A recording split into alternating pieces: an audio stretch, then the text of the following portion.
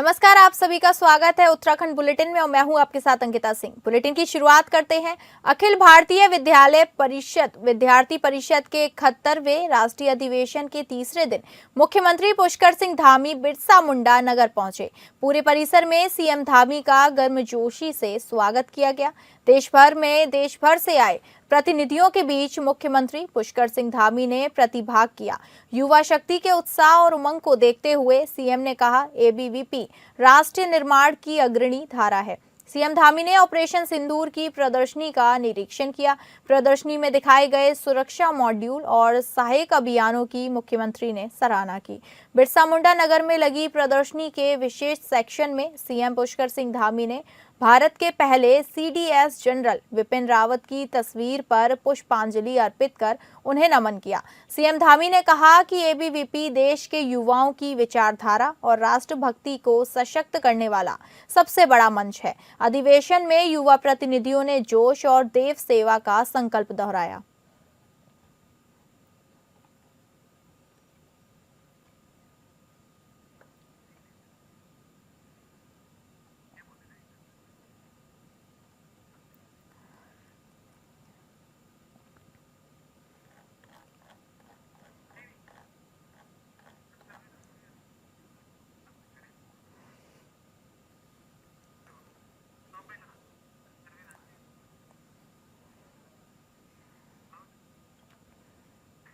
अब आपको सीधे लिए चलते हैं 71वें राष्ट्रीय अधिवेशन में, जहां सीएम पुष्कर सिंह धामी क्या कुछ कह रहे हैं, सुनाते हैं आपको।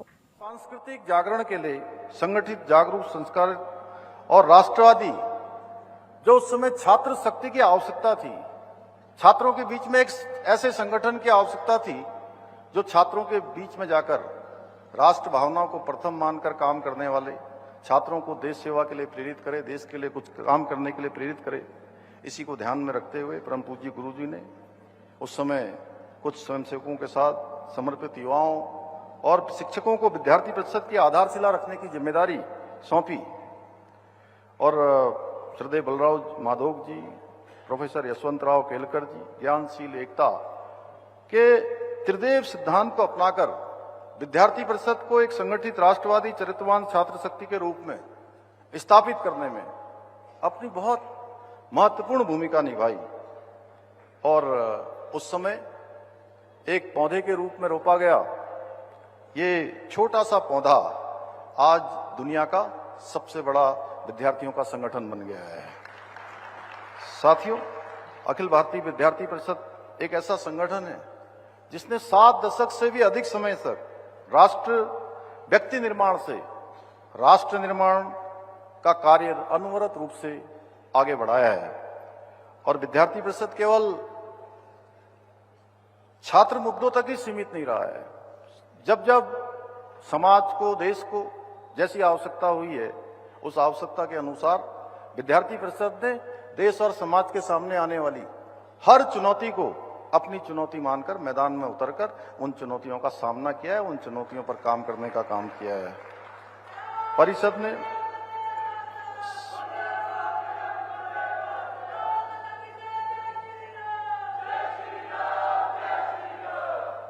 ने छात्र शक्ति को जागृत, संगठित और संस्कारित करने का कार्य किया है ताकि वो चरित्रवान, कर्तव्यनिष्ठ और राष्ट्रभक्त नागरिक बनकर देश की उन्नति में अपना योगदान दें।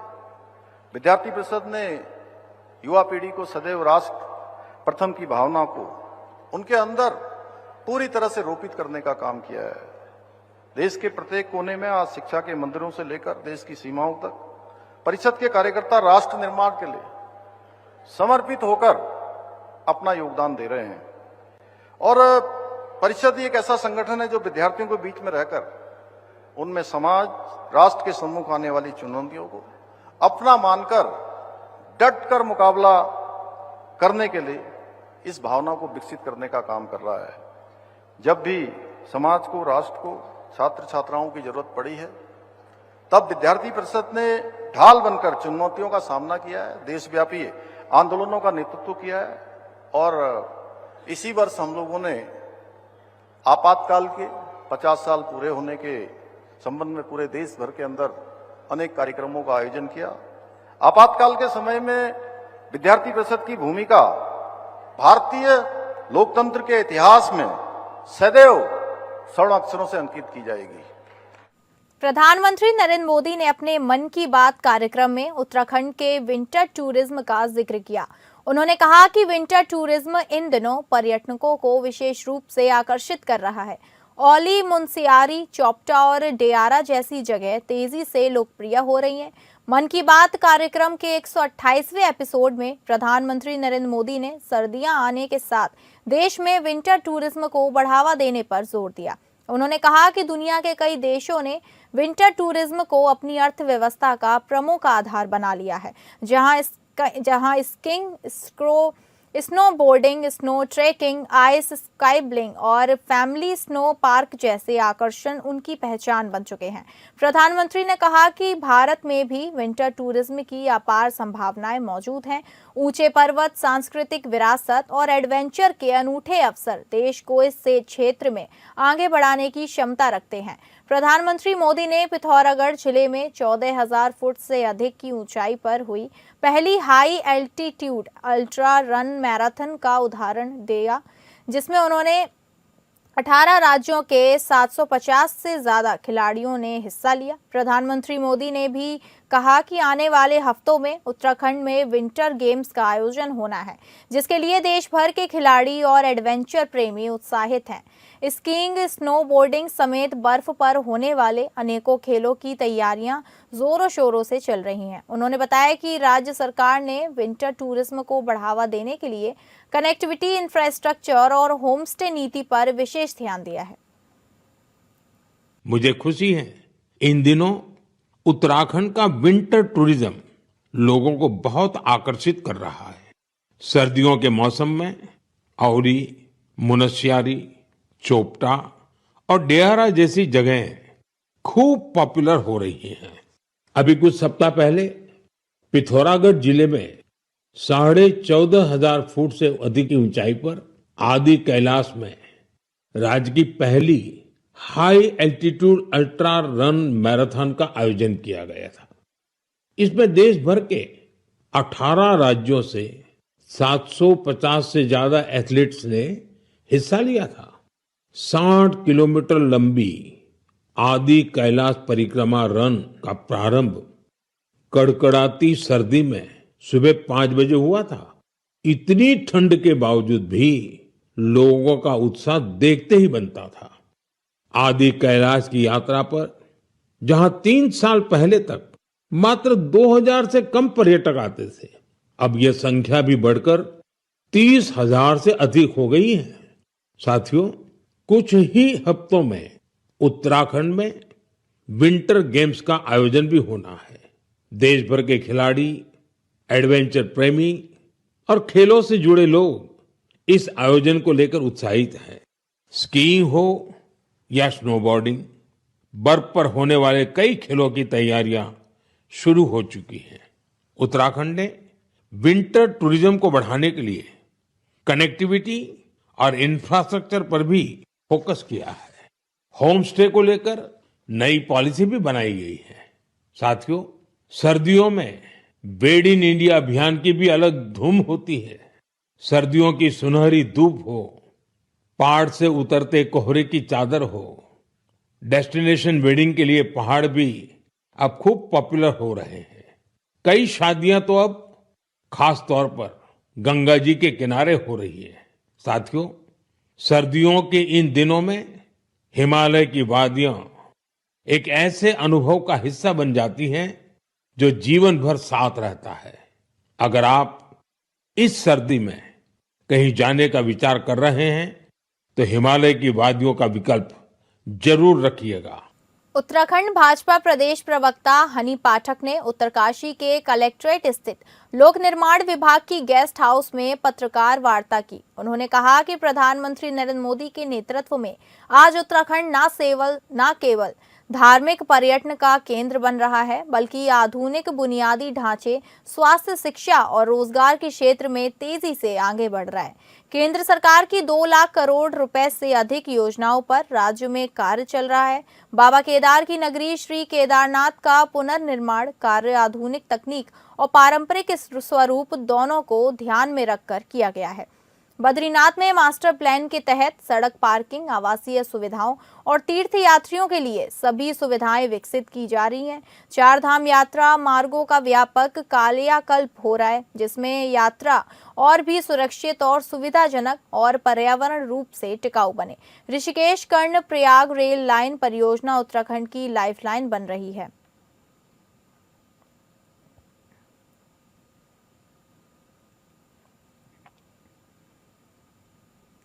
उत्तराखंड में इन दिनों कुंभ मानने को लेकर घमासान मचा हुआ है, जहां साधु सन्यासी अर्ध कुंभ को पूर्ण कुंभ के रूप में मनाने का विरोध कर रहे हैं, तो वहीं भाजपा प्रदेश अध्यक्ष महेंद्र भट्ट ने कहा कि कुंभ का नाम कुंभ ही होता है और 6 वर्ष में होने वाले को भी कुंभ ही कहते हैं और 12 वर्ष में जो होता है उसे भी कुंभ ही कहते हैं। नाम के शब्दावली में नहीं पड़ना चाहिए। कुंभ की व्यवस्था कोई अर्थ की दृष्टिकोण से नहीं बनती है। नाम कुंभ ही होता है और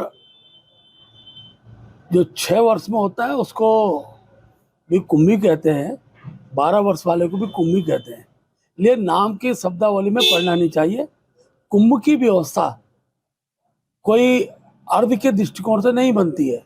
कुंभ की व्यवस्था बनेगी तो उसी आधार पर बनेगी जिस आधार पर कुंभ का आयोजन 12 वर्ष में होता है।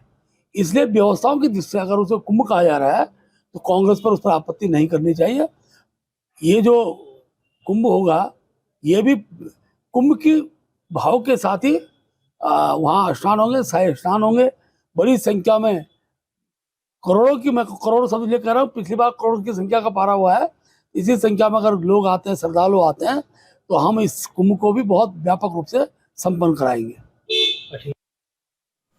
डिजिटल इंडिया अभियान की तर्क पर आरटीओ से जुड़े काम भी डिजिटल होने लगे हैं, जिसमें वाहनों के रजिस्ट्रेशन, वाहन ट्रांसफर, टैक्स और लाइसेंस प्रक्रिया आदि जैसे कई काम अब ऑनलाइन होने लगे हैं। मगर कई लोग ऐसे हैं जिनके वाहनों या लाइसेंस से उनके मोबाइल नंबर अपडेट नहीं है, जिसको देखते हुए संभागीय परिवहन विभाग ने आरटीओ कार्यालय, वाहनों के शोरूम, प्रदूषण केंद्र और फिटनेस सेंटर आदि जगहों पर आवश्यक दिशा निर्देश के साथ एक क्यूआर कोड जारी कर दिया है, ताकि सभी वाहन स्वामी और वाहनों के लाइसेंस धारक इस क्यूआर को स्कैन कर अपना मोबाइल नंबर अपडेट करें।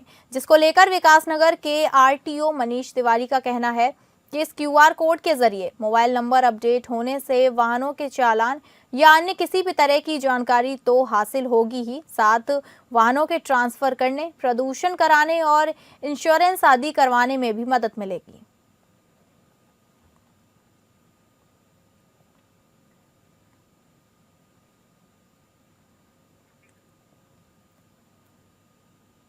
देहरादून में सर्दी के मौसम में बेसहारा और बेघर लोगों को बचाने के लिए जिला प्रशासन ने रैन बसेरे तैयार कर लिए हैं।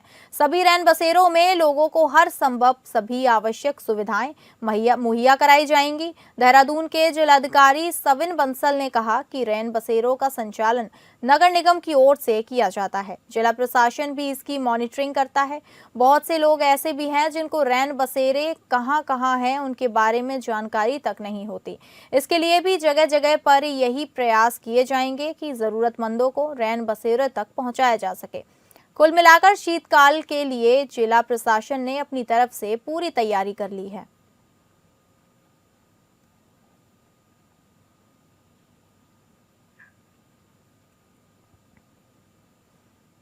खबर गदरपुर से। ग्राम सभा कोपा कृपाली के ठंडा नाला गांव में हरिपुरा जलाशय के पास सिंचाई विभाग की जमीन पर अवैध रूप से बनाए गए 26 कच्चे पक्के मकानों को प्रशासन ने बलपूर्वक हटा दिया। लंबे समय से नोटिस के बावजूद अतिक्रमण खाली नहीं करने पर भारी पुलिस बल की मौजूदगी में बुलडोजरों द्वारा कार्रवाई की गई। इस दौरान अतिक्रमणकारी महिलाओं ने तीखा विरोध भी जताया। पूर्व ग्राम प्रधान मनोज देवराड़ी ने कार्रवाई को सही बताया, लेकिन सरकार से मांग की कि हटाए गए लोगों को पुनर्वास की व्यवस्था की जाए। वहीं सिंचाई विभाग के अधिवासी अभियंता भारत सिंह डागी ने बताया कि यह फेज 1 की कार्रवाई है। फेज 2 में आगे भी अतिक्रमण हटाया जाएगा।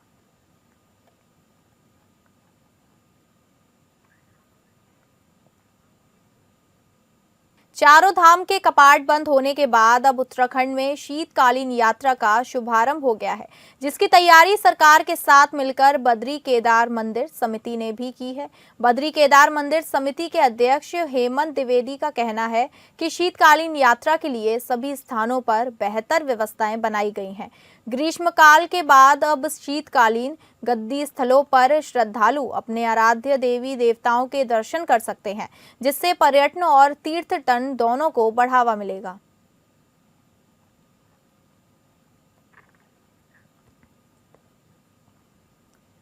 देहरादून पेपर लीक मामले में सीबीआई ने बड़ी कार्रवाई की है। सीबीआई ने Uttarakhand graduate level examination paper leak मामले में एक असिस्टेंट प्रोफेसर को गिरफ्तार किया है। आरोपी को मेडिकल जांच के बाद कोर्ट में पेश किया जाएगा। जांच में सामने आया कि असिस्टेंट प्रोफेसर ने कथित तौर पर आरोपी प्राइवेट व्यक्ति को उसकी बहन के जरिए मिले प्रश्न पत्र का कुछ हिस्सा हल करने में मदद की थी।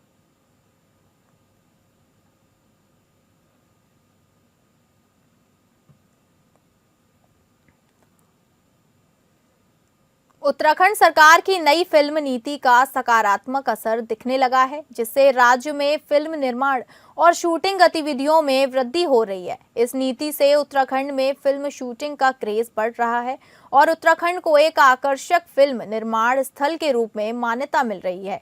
हिंदी फिल्मों के लिए 1.5 करोड़ तक की सब्सिडी, क्षेत्रीय फिल्मों के लिए 25 लाख से 2 करोड़ तक की सब्सिडी का प्रावधान किया गया है। सूचना महानिदेशक बंसीधर तिवारी ने बताया कि पिछले कुछ सालों में राज्य में फिल्म शूटिंग में वृद्धि हुई है और नई फिल्म नीति से इस क्षेत्र में और भी विकास होने की उम्मीद है। उन्होंने बताया कि इससे वेब सीरीज और टीवी सीरियल्स को भी सब्सिडी के दायरे में शामिल किया गया है। इसके अलावा फिल्मों में स्थानीय प्रतिभाओं को शामिल करने पर अतिरिक्त सब्सिडी प्रदान की जा रही है।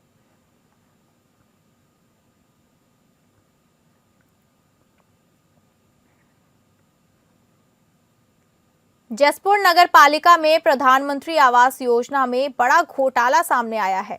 प्रधानमंत्री आवास योजना का लाभ लेकर उन मकानों को बेच दिया जा रहा है। ताजा मामला जसपुर वार्ड नंबर 16 का है, जहां प्रधानमंत्री आवास योजना के अंतर्गत राशिदा बेगम ने प्रधानमंत्री आवास योजना का लाभ लिया, जिसके बाद उस मकान को बेच दिया गया और मकान पर लगा प्रधानमंत्री आवास का विज्ञापन भी मिटाकर पड़ोस में बने दूसरे मकान पर लगा दिया गया। शिकायत पर पूरा मामला सामने आया। फिर से नए मकान से हटाकर विज्ञापन पहले मकान पर लगाया गया।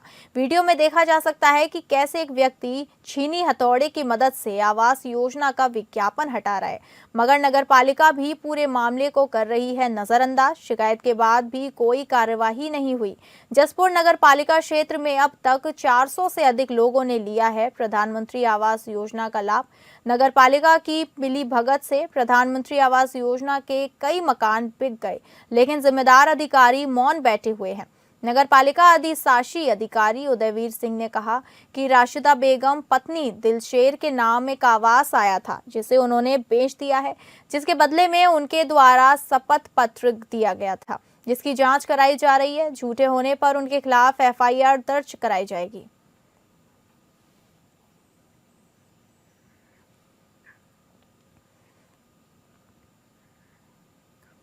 विकासनगर में एक बार फिर अवैध प्लांटिंग पर बड़ी कार्रवाई हुई है। एसडीएम विकासनगर विनोद कुमार ने निर्देश पर एमडीडीए की टीम ने एक साथ 3 जगह कार्रवाई करते हुए तकरीबन 70 बीघा अवैध प्लांटिंग को बुलडोजर की मदद से ध्वस्त कर दिया। कार्यवाही के दौरान उप जिलाधिकारी विकासनगर विनोद कुमार के निर्देश पर एमडीडीए के सहायक अभियंता अभिषेक भारद्वाज के नेतृत्व में सबसे पहले टीम ने विवेकानंद अस्पताल के पास लाखन सिंह और जगवीर सिंह की करीब 20 बीघा अवैध प्लाटिंग को बुलडोजर से ध्वस्त कर दिया, जिसके बाद टीम अपना बुलडोजर लेकर शाहपुर कल्याणपुर पोंटा रोड पर पहुंच गई, जहां प्रवीण बंसल की 20 बीघा अवैध प्लाटिंग को जमींदोज कर दिया गया।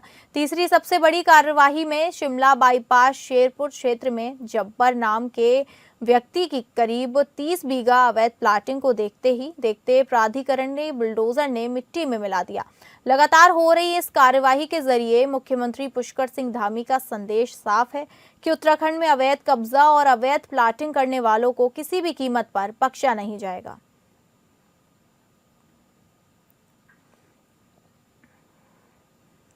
उत्तराखंड के ऊधम सिंह नगर जिले के किच्चा क्षेत्र में स्थित सिरौली कला में विकास प्राधिकरण की टीम एडीएम पंकज उपाध्याय के नेतृत्व में भारी पुलिस प्रशासन के साथ पहुंची। इस दौरान एडीएम पंकज उपाध्याय ने सिरौली कला में बन रहे नए मकान के कागज की जांच की तो पता चला कि कई मकान बिना विकास प्राधिकरण द्वारा पास नक्शे के बिना ही तैयार हो रहे हैं। 10 से अधिक मकान पर कार्रवाई के निर्देश दिए गए हैं। प्रशासन की टीम ने एक मैरिज हॉल, एक स्कूल और अन्य कई निर्माणाधीन भवनों को सीज कर दिया है। वहीं एक जगह पर स्टाम्प पर बिकी जमीन पर भी निर्माण कार्य हो रहा था, जिसके बाद एडीएम पंकज उपाध्याय ने निर्माण कर रहे व्यक्ति से कागज मांगे तो उसने स्टाम्प ला कर दिया। एडीएम के निर्देश के बाद से स्टाम्प की बिक्री पर तैयार हो रहे भूखंड की दीवारों को गिरा दिया गया।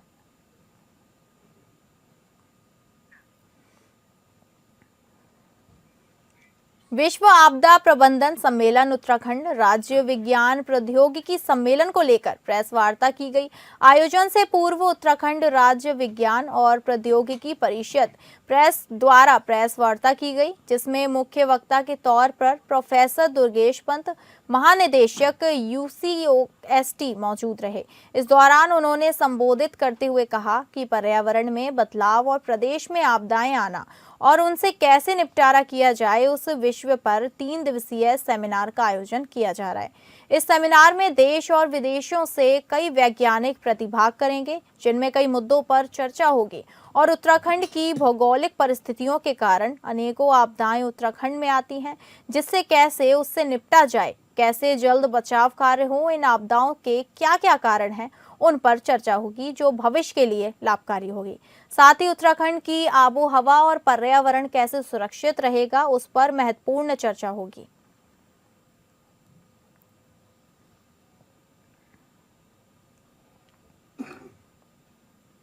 बागेश्वर जनपद की काफली गैर तहसील अंतर्गत झिरौली स्थित अल्मोड़ा मैग्नेसाइट कंपनी जनपद एक मात्र सबसे बड़ा उद्योग है जो कि कई माह से बंद है। कर्मचारियों ने वेतन और फैक्ट्री पुनः संचालन की मांग को लेकर जिलाधिकारी कार्यालय परिसर के बाहर क्रमिक अनशन शुरू कर दिया है।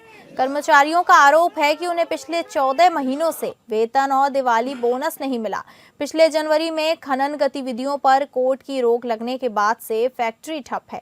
कर्मचारियों ने बताया कि डीएम के निर्देशों के बावजूद प्रबंधन ने अब तक केवल 1 माह का वेतन दिया है। कर्मचारियों ने चेतावनी दी है कि यदि मांगे जल्द नहीं मानी गई तो वे आमरण अनशन और उग्र आंदोलन करने को मजबूर होंगे।